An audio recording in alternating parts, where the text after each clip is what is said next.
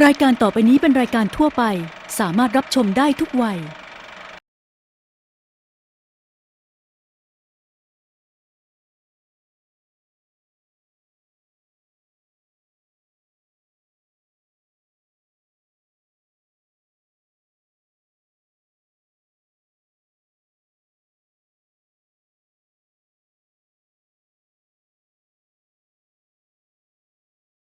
ตอนนี้เราก็อยู่บางลำพูแล้วค่ะ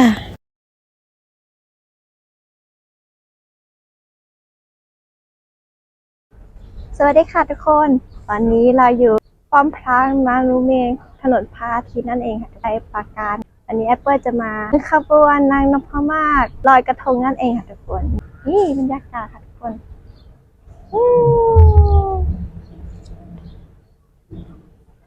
เดี๋ยววันนี้แอปเปิลจะมาแต่งชุดไทยเดินขบวนนะคะว่าวันนี้นางนพมาศจะเป็นดาราท่านไหน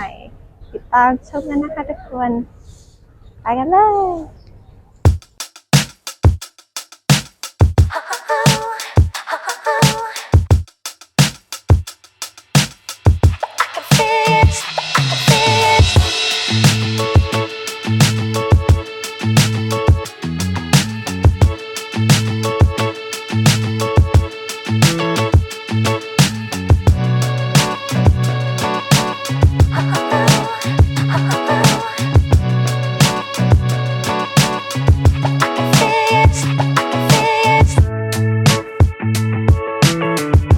ทำของเสร็จแล้วค่ะ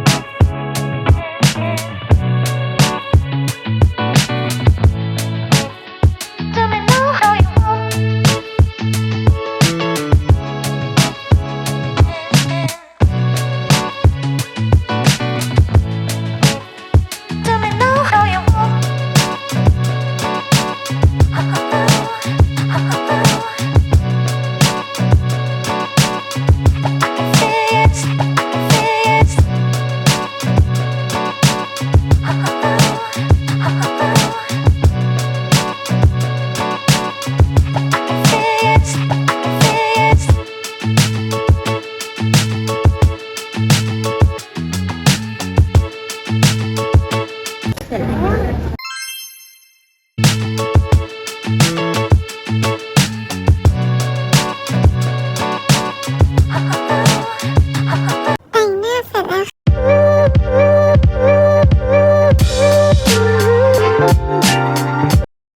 ตอนนี้ก็อยู่วัดประวรนะคะ นี่กระทงของแอปเปิลค่ะ ไปกันเลย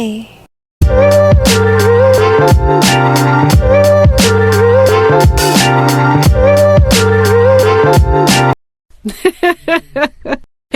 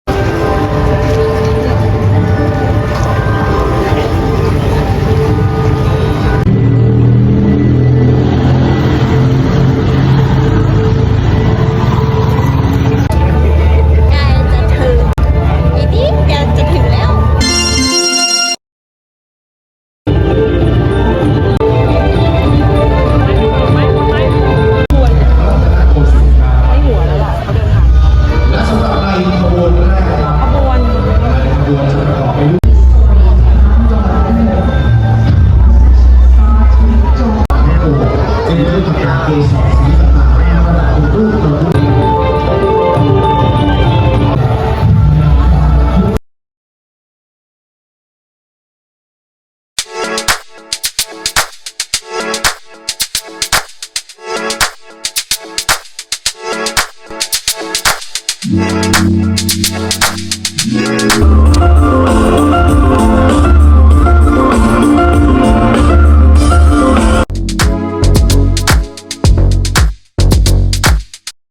ว์ของ The Glorious รัตนโกสินทร์ขอเสียงปรบมือด้วยค่ะ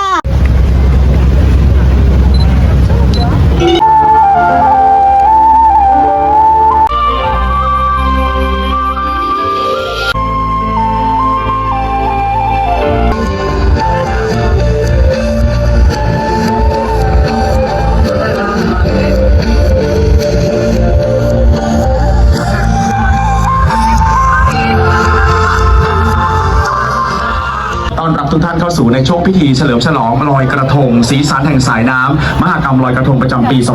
2565 ณ สวนสันติชัยปราการแห่งนี้ครับ ขอเรียนครับท่านประธานในพิธีครับ คุณอภิชัยฉัตรเฉลิมกิจรองผู้ว่าการด้านสินค้าและธุรกิจท่องเที่ยวกระทงครับซึ่ง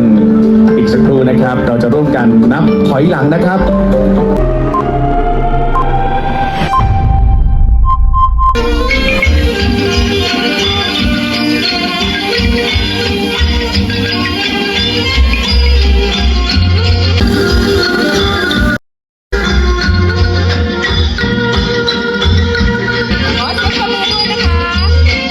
ยิ่งใหญ่จริงๆนะครับทุกผู้มีเกียรติครับเสียง